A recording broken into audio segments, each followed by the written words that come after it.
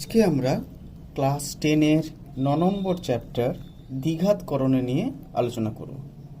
খুব ইম্পর্ট্যান্ট একটা চ্যাপ্টার, কিন্তু খুবই সোজা। দেখো আমরা কীভাবে শুরু করছি। না, আমরা জানি ধরো যে কোনো একটা মূলত সংখ্যা বা বাস্তব সংখ্যা যদি বর্গ করি বা স্কোয়ার করি তাহলে কত হচ্ছে, ধরো 5-এর বর্গ করলে 25, আবার 4-এর বর্গ করলে 16। কিন্তু দেখো 25-এর মাথায় যদি ঠিক রুট চাপাই, তার মানে রুট 25 মানে 5 স্কোয়ার, তাহলে রুট আর স্কোয়ার কেটে গিয়ে 5 হল। একইভাবে 16-র মাথায় চাপালে রুট আর 4 স্কোয়ার, স্কোয়ার আর রুট উঠে গিয়ে 4 হল। তার মানে কি দেখলাম, রুটের মধ্যে যদি কোনো কিছুর গুণফল থাকে দুবার, একই রাশির দুবার গুণফল থাকে, তাহলে কিন্তু সেই রাশিটাই হয়, মানে আলটিমেট এরকমভাবে ভাবা হয় যে রুট আর স্কোয়ার কেটে গিয়ে আলটিমেট ভেতরের রাশিটাই বেরিয়ে গেল। তাহলে দেখো একইভাবে আমরা রুট প্লাস √5 হতে পারে, আবার -√5 হতে পারে। তুমি প্লাসের বা মাইনাসের যে কোনো স্কোয়ার করলে সেটাও আবার 5 দেবে, তার মানে রুট আর স্কোয়ার যেন কেটে গেল। আর -√5 হলে কি হবে, -√5 ইন্টু -√5, তাহলে কত আলটিমেট কত হলো, 5 হলো।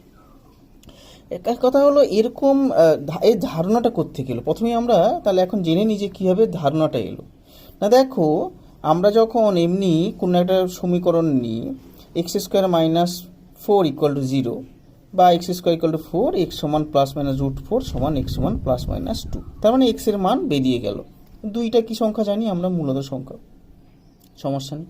কিন্তু যদি এরকম একটা নিই x² - 3 = 0, সেখানে দেখো x এর মান আসছে +-√3। তখন যখন √3 এরকম একটা মান এলো, তখন আমরা যারা ম্যাথমেটিশিয়ান ছিলেন তারা চিন্তা ভাবনা করলেন যে এরকম একটা সংখ্যা কি হতো, কি নাম দেওয়া যেতে পারে। তখন তারা কি নাম দিলেন যে দ্বিঘাত। দেখো দুটো ঘাত, এখানে যেমন ছিল দুটো ঘাতকে মানে স্কোয়ারকে 16 হচ্ছে, আবার 16 রুট করলে 4 হচ্ছে, মানে সেই 4টাই ফিরে আসছে। সেই জন্য আবার দেখো √3 স্কোয়ার করলে যখন আবার সেই 3 ফিরে আসবে, তার মানে আমরা দ্বিঘাতকেই ভেঙে আলটিমেট কিন্তু কি করছি, 3-এর √3 এর যদি দ্বিঘাত করি তবেই 3 ফিরে আসছে, মানে মূলত সংখ্যাটা ফিরে আসছে। তাই এটাকে বলা হচ্ছে দ্বিঘাতকরণী। তাই যখন এরকম যে সংখ্যার পুরো মূলত সংখ্যা বা বাস্তব সংখ্যা পুরোপুরি পাচ্ছি না, এরকম রুট দিয়ে সংখ্যা আসছে, তখন তাকে নাম দেওয়া হলো দ্বিঘাতকরণী। দ্বিঘাত কেন? কারণ স্কোয়ার করলেই মূল সংখ্যাটা বা 3 ফিরে আসবে। আচ্ছা, এবার আসি আমরা তাহলে জানি √3 × √3 সমান 3, তার মানে দুটো একই সংখ্যা রুট যদি আমরা গুণ করি সেই সংখ্যাটাই ফিরে আসে। এবার √3 × √3 কি লিখতে পারি, √3 × 3, এটাও লেখা যায়। কিন্তু দেখো গুণ থাকলে এটা লেখা যায়, বড় একটা রুট নিয়ে 3 × 3 করে লেখা যায়। তাহলে আরেকটা উদাহরণ হিসেবে শূন্য কী হবে, √0 না √0কেও লিখতে পারি, 0 × 0, তাহলে দুটো একই জিনিসের গুণফল যখন লিখতে পারলাম, তাহলে কি হলো, একটা বেরিয়ে আসে, আমরা জানি 0, আমরা জানি। তাহলে আমাদের মোটামুটি দ্বিঘাতকরণের সম্বন্ধে কনসেপ্ট ক্লিয়ার হলো। এবার আমরা আসি শুদ্ধ দ্বিঘাতকরণী কি আর মিশ্র দ্বিঘাতকরণী কি। শুদ্ধ দ্বিঘাতকরণী মানে যে দ্বিঘাতকরণী রুট থাকবে এবং ভেতরে মূলত সংখ্যা থাকবে, অবশ্যই, বা বাস্তব সংখ্যা হতে পারে, কিন্তু অবশ্যই নন নেগেটিভ বা অঋণাত্মক হতে হবে। দেখো এখানে যতগুলো উদাহরণ দিয়েছি সবগুলো কিন্তু অঋণাত্মক, বোঝা গেল। এবার তোকে এখানে আরও লিখতে পারি, ধরো 5√3, এটাও কিন্তু শুদ্ধকরণী, এরকম প্রচুর হাজার হাজার আছে। তাহলে মিশ্র দ্বিঘাতকরণী কি না, মিশ্র দ্বিঘাতকরণী হলো যদি মূলত সংখ্যা যোগ বা বিয়োগ চিহ্ন রুট দিয়ে একটা সংখ্যা বা দ্বিঘাতকরণী থাকে, সেটাই হলো মিশ্র দ্বিঘাতকরণী, মানে একটা মূলত সংখ্যা একটা করণী দিতে থাকবে, দ্বিঘাতকরণী। এমন হিসাবে লিখতে পারি, ধরো মানে এটাকে যদি জেনারেলাইজড করি তাহলে লিখতে পারি a ± √b, যেখানে a আর b অঋণাত্মক, এটা অবশ্যই মূলত সংখ্যা আর বিটা অঋণাত্মক বাস্তব সংখ্যা, অবশ্যই নন নেগেটিভ হতে, রুটের মধ্যে নেগেটিভ হয় না। কিন্তু এখানে যদি এরকম একটা মূলত সংখ্যার সঙ্গে একটা দ্বিঘাতকরণী যোগ বা বিয়োগ আকারে থাকে, তাকেই আমরা বলছি মিশ্র দ্বিঘাতকরণী। বোঝা গেল? দেখো এই উদাহরণগুলো তাই ইন্ডিকেট করছে। হলো, তাহলে কি বলছি, তাহলে এগুলো কি, তাহলে এই করণীগুলো কোন সংখ্যা, আমরা যে বাস্তব সংখ্যার শ্রেণীবিভাগ করেছি কোন সংখ্যা না, অ্যাকচুয়ালি এগুলো অমূলত সংখ্যা। আমরা জানি এদের দশমিক মান সম্পূর্ণরূপে নির্ণয় করা যায় না। আমরা যদি √2 মান বের করি, আমরা জানি 1.414, কিন্তু অতটা লিখি, কিন্তু তারপরে কিন্তু চলতেই যাচ্ছে, অসীম পর্যন্ত চলে গেছে মান। আমরা শুধু দশমিকের পরে 3টে মান লিখি আমাদের লেখার বা ক্যালকুলেশনের সুবিধার জন্য। বা √3 মান 1.732, এই দশমিকের পরে 732 এই 3টে পর্যন্ত লিখি, তারপরে কিন্তু অসংখ্য চলতে আছে, আমরা কিন্তু ক্যালকুলেশনের সুবিধার জন্য এইভাবে লিখে থাকি। এবার চলে আসি, সব দ্বিঘাতকরণই কি অম্লদ সংখ্যা? হ্যাঁ, দেখো যত দ্বিঘাতকরণই আমরা লিখতে পারি সেগুলোই কিন্তু অম্লদ সংখ্যা হবে, কিন্তু উল্টোটা সত্যি নয়। সব অম্লদ সংখ্যা দ্বিঘাতকরণ নয়। যেমন দেখো পাই একটা জানি অম্লদ সংখ্যা, তাহলে √পাইও কিন্তু অম্লদ সংখ্যা হবে, কিন্তু এটা দ্বিঘাতকরণী হবে না। কারণ দ্বিঘাতকরণী হলে কি করতে হবে? অবশ্যই ভেতরে মূলদ সংখ্যা এমনগুলো থাকতে হবে, বা অমূলদ সংখ্যাও থাকতে পারে, কিন্তু এই √পাই বিশেষ করে সিম্বল যেগুলো, সেই সিম্বল দিয়ে কিন্তু তার উপর যদি মাথায় রুট চাপাই সেটা কিন্তু দ্বিঘাতকরণী হবে না। তাহলে আমরা কি শিখলাম? রুটের মধ্যে যদি মূলদ বা অমূলদ সংখ্যা থাকে অবশ্যই সেটা হলো দ্বিঘাত। উদাহরণ হিসাবে √2, √3, √18, √10 এগুলো সব। এবার অবশ্যই এগুলো অঋণাত্মক বাস্তব সংখ্যা হতে হবে, মানে এই যে ভেতরের সংখ্যা মূলদ বা অমূলদ আমরা জানি এগুলো সব বাস্তব সংখ্যা, আর মূলদ অমূলদ মিলেই বাস্তব সংখ্যা, কিন্তু এখানে সবগুলো কিন্তু ঋণাত্মক হওয়া বা নেগেটিভ হওয়া যাবে না, নন নেগেটিভ হতে হবে। কারণ নেগেটিভ √এর মধ্যে নেগেটিভ থাকলে আমরা কিন্তু তার মান জানি না, হয়তো এখানে আলোচ্য বিষয় নয়। তা সেগুলো বলে কমপ্লেক্স নাম্বার বা জটিল সংখ্যা বলে, সেগুলো যেহেতু এগুলো আলোচ্য বিষয় না সেগুলোতে আমরা আনছি না আপাতত আলোচনা। এবার নিয়মগুলো কি কি দেখো, √x যদি x একটা যে কোনো বাস্তব সংখ্যা হয় অবশ্যই অঋণাত্মক, তাহলে কি হবে? এটাকে আমরা জানি সূচক আকার লিখতে পারি x⁻½ শিখেছি। √xy মানে xy whole to the power half, তার মানে x⁻½ ইন্টু y⁻½ সমান √x ইন্টু √y, তাহলে √xy মানে √x ইন্টু √y। অবশ্যই xy অঋণাত্মক বাস্তব সংখ্যা, সোজা কথা, নেগেটিভ হওয়া যাবে না রুটের মধ্যে।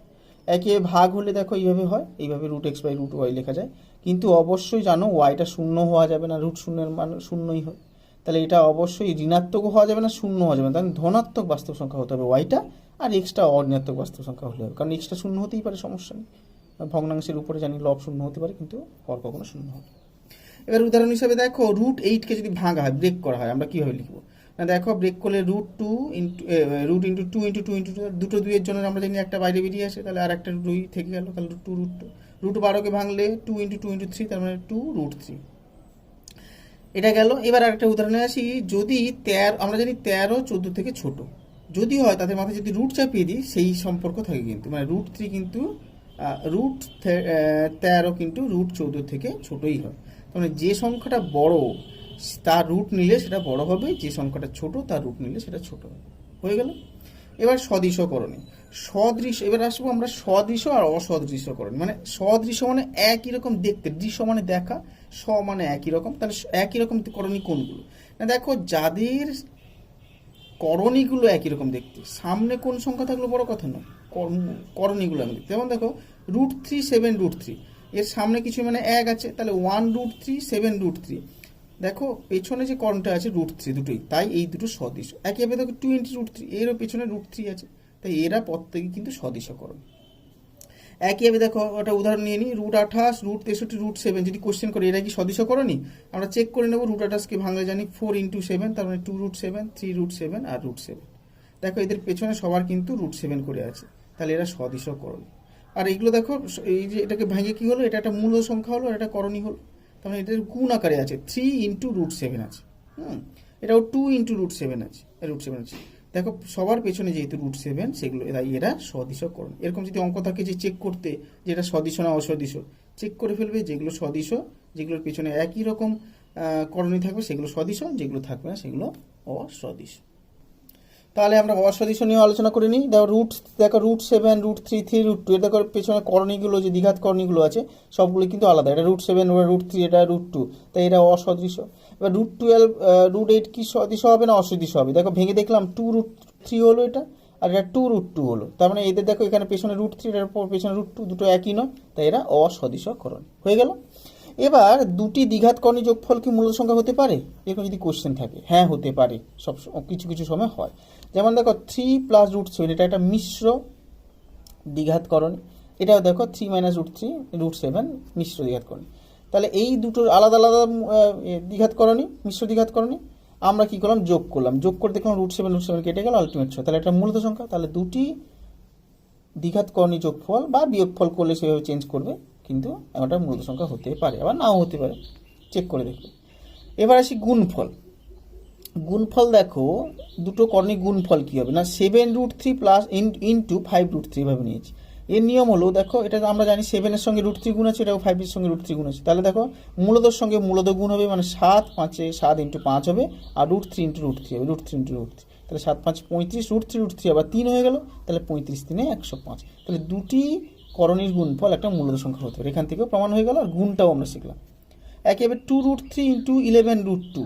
এভাবে দেখো এটা কিন্তু সদিশকরণীর গুণফল করেছিলাম। এবার দেখো অসদিশকরণী গুণফল, কারণ পেছনে √3 আছে, এখানে √2 আছে। কীভাবে হবে? সে একই, 2-এর সঙ্গে 11 গুণ হবে, 11 × 22, আর √3 × √2, √3 × √2 মানে রুটের মধ্যে 3 আর 2 গুণ হয়ে যাবে √6, তাহলে 11 × 22 √6, এর উত্তর হলো এটা। তাহলে গুণফলটা মোটামুটি আমরা শিখে ফেললাম, এরকমভাবে গুণ করবে। এবার আসি ভাগফল।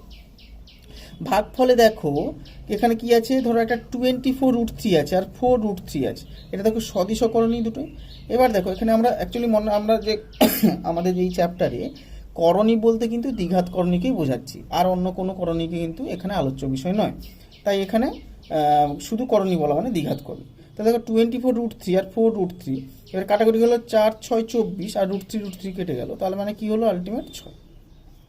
একেবারে 5√2 আর 6√3 কী হবে না 5√2 আমরা কি করব দেখো, এই যে নিচে কি আছে, এই যে √3, দ্বিঘাতকরণটা কত √3, আমরা সেই দ্বিঘাতকরণীর কি করব, যেটা নিচে বা হরে থাকবে সেই দ্বিঘাতকরণ দিয়ে উপর নিচে গুণ করব। এটা হলো আমাদের কাজ, হলো নিচ থেকে যেন করণী তুলে, হরে যেন করণী না থাকে যখন আমরা আলটিমেট সলভ করব। তাই কি করলাম, নিচে √3 আছে, তাই √3 নিচে এবং উপরে দুদিকেই গুণ করলাম। তাহলে গুণ করলে দেখো এটা কি হয়ে গেল 5 × √2 × √3, মানে রুটের মধ্যে 2 গুণ 3, তাহলে 6, তাহলে 5√6, আর √3 × √3 কী হবে 3, তাহলে 6 গুণ 3, তাহলে দেখো 6 গুণ 3, তাহলে কি হয়ে গেল 5√6 × 80। তাহলে নিচে করণী উঠে গেছে, তাহলে এটা মোটামুটি সমাধান হয়ে গেছে। আচ্ছা একইভাবে দেখো আবার একটা উদাহরণ নিয়েছি, ধরো আচ্ছা তার আগে জেনে নিই অনুবন্ধীকরণী। অনুবন্ধীকরণী কি না, অনুবন্ধীকরণী হলো ধরো 2 - √7, এর বললো অনুবন্ধীকরণী কি হবে না, ঠিক দেখো এখানে দেখো একটা মূলদ সংখ্যা, এটা একটা করণী, তাহলে এই করণীর সামনের চিহ্নটা পরিবর্তন হয়ে যায়, তার মানে এখানে মাইনাস ছিল, এখানে প্লাস করে দেওয়াটা, ওটাই হলো এই 2 - √7 এর অনুবন্ধীকরণী 2 + √7। আবার উল্টোটাও সত্যি, এর অনুবন্ধীকরণী 2 - √7 হলো। একই থেকে আরেকটা উদাহরণ দিচ্ছি, √7 - 3, এর অনুবন্ধীকরণী কত, আমরা হয়তো ভুল করে 3-এর আগে চিহ্নটা চেঞ্জ করবো না, ওটা নয়, চেঞ্জটা শুধু চিহ্নটা চেঞ্জ হবে, রুটের আগে বা করণীর আগে চিহ্নটা চেঞ্জ হবে, আর কোনো চিহ্ন চেঞ্জ হবে না। তাহলে দেখো এখানে প্লাস ছিল, এখানে মাইনাস হয়ে গেল, এখানে যেমন ছিল তেমন থাকলো। এটাই হলো এর অনুবন্ধীকরণী, এটা এর অনুবন্ধীকরণী এটা। বোঝা গেল তাহলে অনুবন্ধীকরণী কি। একটা উদাহরণ নিয়েছি দেখো, √5 + 2 √3 - 1, এটাকে সমাধান করার নিয়মই হলো নিচ থেকে এই করণীটা তুলে দেওয়া। তাহলে দেখো আমাদের কাজ হলো যখনই থাকবে আমরা কি করব না উপর নিচে কি করব না √3 - 1 আমরা কি করতে পারি, এখানে √3 + 1, এখানে √3 + 1, এটা কিন্তু অনুবন্ধী। দেখো একটা খুব ভালো করে দেখো, আমরা এটা কি অনুবন্ধীকরণী হবে, √3 + 1, দেখো √3 - 1, এটা √3 + 1, আমরা কিন্তু √3 আগের যে চিহ্নটা চেঞ্জ করিনি, আমরা চেঞ্জ করেছি মূলত সংখ্যার আগে, তাই এটা অনুবন্ধীকরণী না। কিন্তু আমরা এই তাহলে কি অনুবন্ধীকরণী গুণ, আমরা যদি অনুবন্ধীকরণী গুণ না করি অন্য কিছু গুণ করে কি সমাধান হয়, হ্যাঁ হতে পারে, কিন্তু এটা অনুবন্ধীকরণী না। বোঝা গেল। কিন্তু আমরা এটা দেখো অনুবন্ধীকরণী গুণ না করেও সমাধান করতে পারি, তার উদাহরণ হিসাবে এটা দিলাম। √3 দেখো √3 - 1, আমরা √3 + 1 √3 + 1 গুণ করলাম, গুণ করে এটা হয়ে গেল, নিচে কি হয়ে গেল দেখো a - b × a + b, তাহলে √3² - 1², তাহলে নিচে হয়ে গেল 3 - 1 = 2, আর উপরে দেখো যেমন ছিল দুটোকে গুণ করলে এই জায়গা √5 × √3 মানে √15, √5 × 2 × √3, তারপর √5 × 1 √5, আর 2 × 1 2, নিচে থেকে গেলো। এগুলো দেখো নেই, সদিশকরণ নেই, তাই এদের মধ্যে যোগ বিয়োগ হলো না, তাই আপাতত এটাই উত্তর। তাহলে সবসময় যে অনুবন্ধীকরণী দিয়ে গুণ করতে হবে কথা নেই, আমরা সমাধান অনেক সময় অনুবন্ধীকরণী গুণ না করে সমাধান করতে পারি, কিন্তু যখন অনুবন্ধীকরণী বলবে তখন কিন্তু এই জিনিসটা খেয়াল রাখতে হবে।